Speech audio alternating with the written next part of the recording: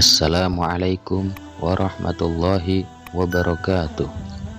Seorang anak berkewajiban menghormati kedua orang tua, sebab perjuangan seorang ibu tatkala ia mengandung selama 9 bulan tentu sangatlah berat.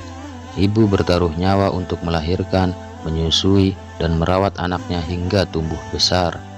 Sedangkan peranan ayah adalah mencari nafkah demi memenuhi segala kebutuhan keluarga. Sungguh jasa kedua orang tua itu tiada bandingannya.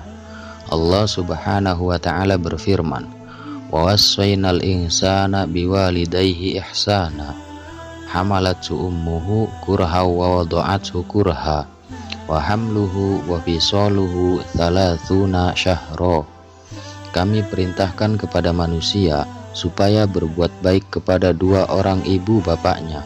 Ibunya mengandung dengan susah payah dan melahirkan dengan susah payah pula. Mengandungnya sampai menyapihnya adalah 30 bulan. Ayat di atas menegaskan bahwa Islam mengajarkan seorang anak untuk berbuat baik kepada ibu dan bapaknya. Namun sayang, dewasa ini perlakuan anak kepada orang tua bisa dikatakan jauh dari kata sopan. Bahkan tak jarang mereka berlaku durhaka tanpa mengindahkan perintah agama. Berikut beberapa ciri anak durhaka menurut pandangan Islam. Memasang muka cemberut di depan orang tua. Banyak sekali orang yang tampak ceria, murah senyum di hadapan kawan-kawannya. Tapi saat di rumah, ia selalu memasang muka cemberut di depan orang tuanya. Ketika diajak berbicara oleh ibu bapaknya, ia hanya diam dan kadang menjawab sepatah atau dua patah dengan nada yang sinis.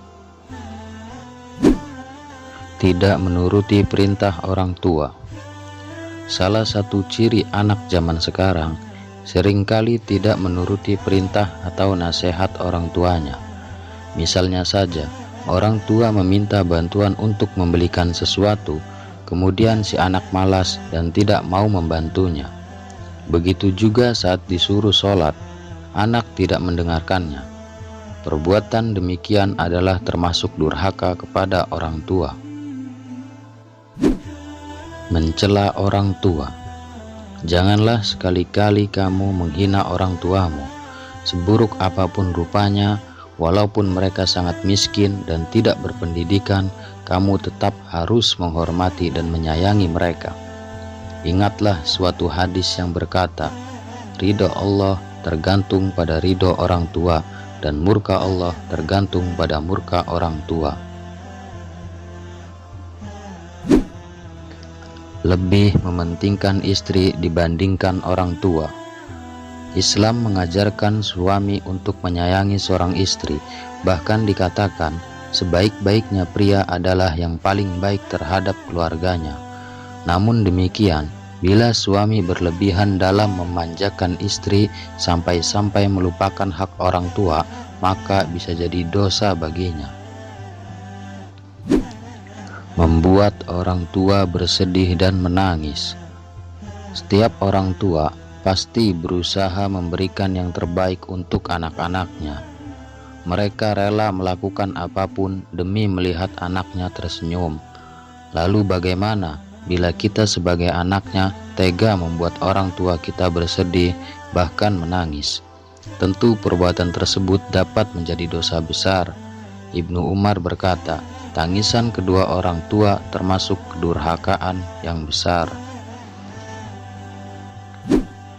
Menelantarkan dan tidak melayani orang tua.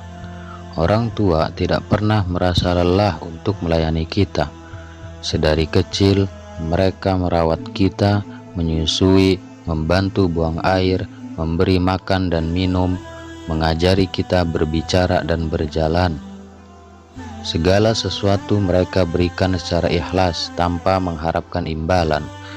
Di saat kedua orang tua kita telah berusia lanjut, maka kewajiban kita untuk merawatnya.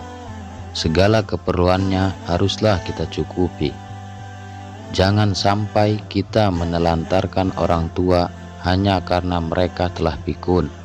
Jika kamu berbuat demikian, sama saja kamu telah membuat durhaka kepada orang tua.